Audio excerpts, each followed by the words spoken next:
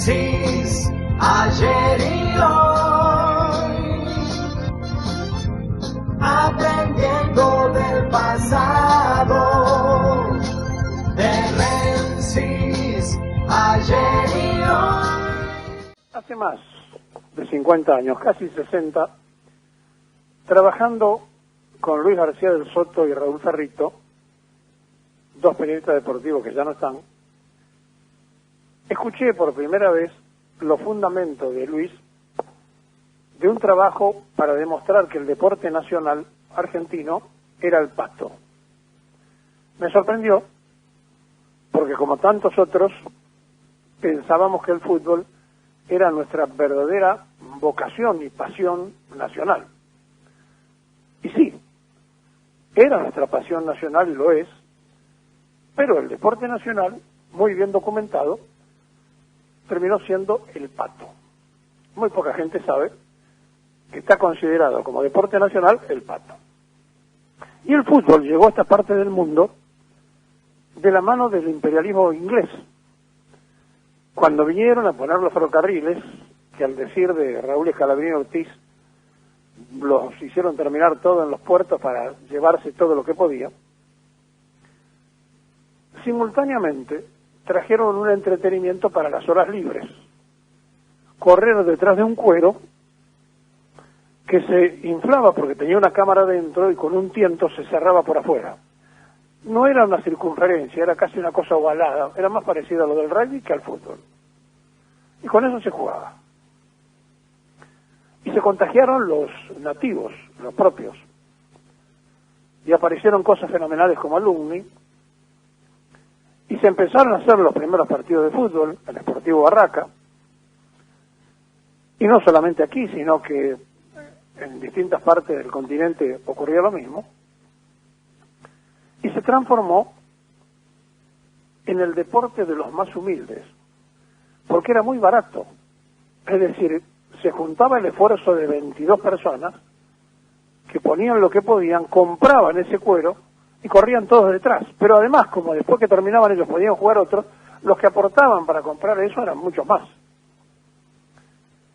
Y era entonces un llamador a los pobres, porque los pobres, que no tenían muchas posibilidades de entretenerse, de hacer algo más allá de penar su propia angustia, encontraban en el fútbol un pasatiempo.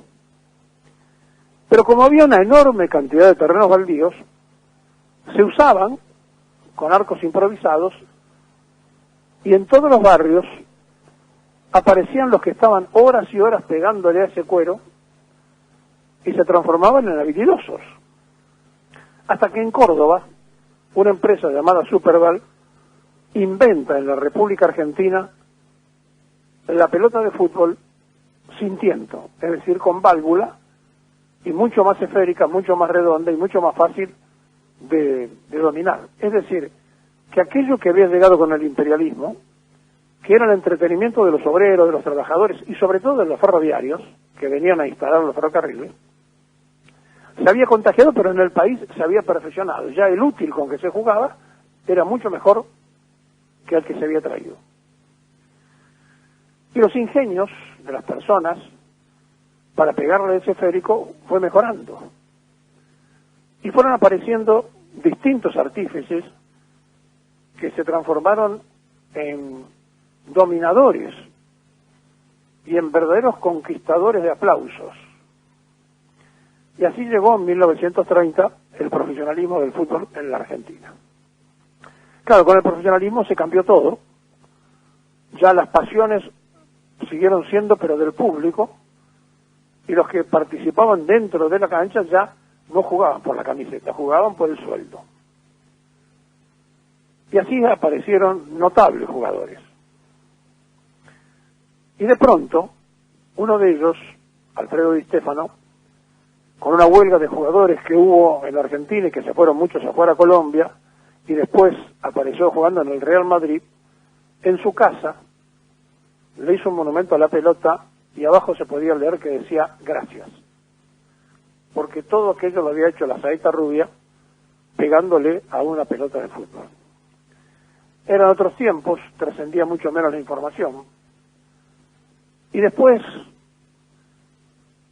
el general Perón se dio cuenta que había que organizar el deporte como excusa para el control de la salud de la juventud, y se hicieron los torneos juveniles Juan Perón y los infantiles Evita, y entonces se le hacía una revisación absoluta al chico, se tenía una ficha médica, y aparecieron así otros notables, y un día en Lima se juntaron algunos caras sucias fenomenales que habían salido de esa construcción, y apareció el Cabezón Sívori, un espléndido jugador de fútbol, que también emigró, que se fue a Italia, y apareció al lado de él Humberto Maschio, que también se fue a Italia, y Angelillo, que también se fue a Italia, e Italia empezó a llevarse dentro de Europa a los primeros y mejores jugadores que aparecían aquella época. Y todos ellos fueron excelentes jugadores. Pero las comunicaciones evolucionaron con tal magnitud que cualquiera de ellos, Di Stefano, Sívori, Maschio, cualquiera de ellos hubiesen tenido en ese tiempo la difusión que se tiene hoy, hubieran sido tan grandes y tan vistosos como otros. Pero claro, solamente era la fotografía de una revista, o a lo mejor la sexta edición de un diario que se esperaba para comprar porque traía los resultados deportivos, y entonces la gente se enteraba, porque no existía la radio portátil. Y porque además muchas cosas que después existieron no estaban. Y un día,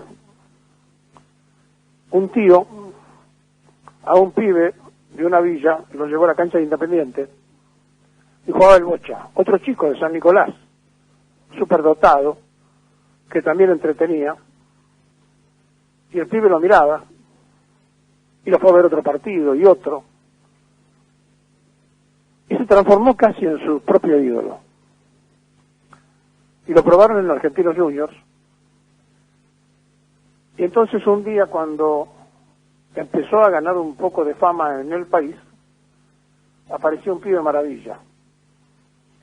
Y ese pibe maravilla, ese superdotado de la zurda, de la izquierda, parecía que estaba reservado para ser un excelente jugador de fútbol. Pero como fue avanzando en una magnitud y en una escala importante, cuando se hizo la Copa del Mundo de 1978, después que el golpe de Estado había derrotado al gobierno de Isabel Perón, y que el gobierno peronista había conseguido ser la sede de la Copa del Mundo, los militares organizaron la Copa del 78. Y Menotti le dijo a este pibe: vos no estás entre los que se quedan. Y el chico se fue llorando de la concentración argentina, y sin querer el destino lo colocaba como para decir: con el proceso militar yo no tuve nada que ver, ni siquiera participé. Él no lo sabía, él quería jugar al fútbol y quería estar ahí. Y entonces aparecieron otros tiempos, otros momentos, y un triunfador que como jugador había sido campeón intercontinental, y justamente ganándole a los ingleses con Estudiantes de La Plata, el doctor Bilardo, le tocó el tiempo y la forma de citarlo, y se transformó justo después de Malvinas en la bandera de un tiempo y de una forma. Claro, muy tonto de parte nuestra si creíamos que con eso íbamos a vengar los caídos en defensa por la patria. Pero hasta empezamos todos a transformarnos en tramposos, y hasta le hicimos cómplice a Dios, diciendo que era la mano de Dios. Algo que en la cabeza de los ingleses del fair play no le cabía. A nosotros no nos cabía que ellos nos ocuparan el territorio hasta el día de hoy. ¿Eso no es fair play? Bueno, ahí para eso no corre el fair play. Y entonces, para demostrarle que esa era el mensaje de decir: yo hago lo que quiero, hizo después el gol más fenomenal de toda la historia de los mundiales. Y le exigimos que fuera, además de jugador de fútbol, otras cosas. Y el chico solamente quería jugar al fútbol.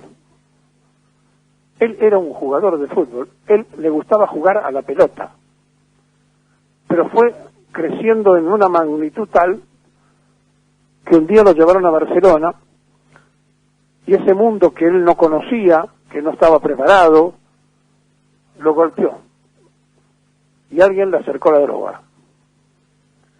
Y entonces aquí se divide el mensaje del hombre del pueblo con su vida personal y particular.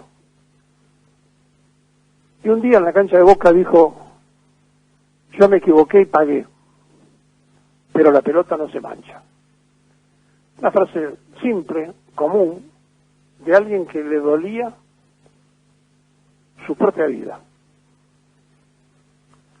Y el mundo, así como alguna vez decía, cuando salía Sofía a hacer las transmisiones deportivas, Fangio, cuando se decía que era argentino, empezó a decir Maradona por Argentina. Y fue una marca, como lo fue Pelé para Brasil. Y esa marca se transformó en una bandera tal que un día llegó a redimir a los más humildes del sur de Italia. Y cuando dejó Barcelona, que le hizo mucho daño, y se zambulló en el Nápoles, nadie podía imaginar que esa ciudad, al margen de su propio santo, iba a tener en las calles principales de la ciudad casi altares para San Diego, para Maradona. Hoy van a inaugurar en la puerta del estadio, que ahora se llama Maradona, una obra de un escultor famoso de Italia, con un cartel de eternidad. Se cumple un año que se murió la alegría de tenerlo entre nosotros, porque la alegría de la gambeta y del fútbol se había muerto hacía mucho tiempo. Y a algunos le molestó que estuvo en Cuba y se tatuó el Che Guevara, y a otro le molestó que se reunió con Menem, y a otro le molestaba las cosas que decía, y le pidieron que fuera más de lo que era. Él quería jugar al fútbol. Simplemente eso. A lo mejor quizá, siguiendo esta línea del imperio, cuando el Diario de la Nación pone en tapa los resultados del polo, que también tenemos grandes jugadores y grandes caballos, que es un deporte de élite, lo que está negando es el deporte de multitudes y del pueblo humilde, porque el fútbol es de los pobres más que de nadie. Y ahora que los potreros no abundan, tampoco abundan los excepcionales. Y ahora que avanzó el profesionalismo, cada vez es más difícil encontrarlos.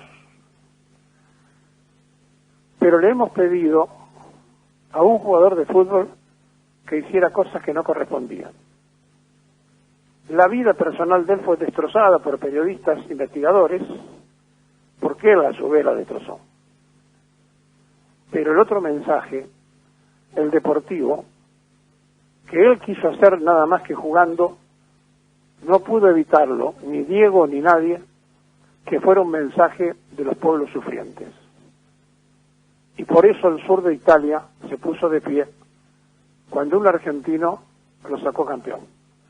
Ante el norte poderoso, los humildes de Italia gritaban Maradona.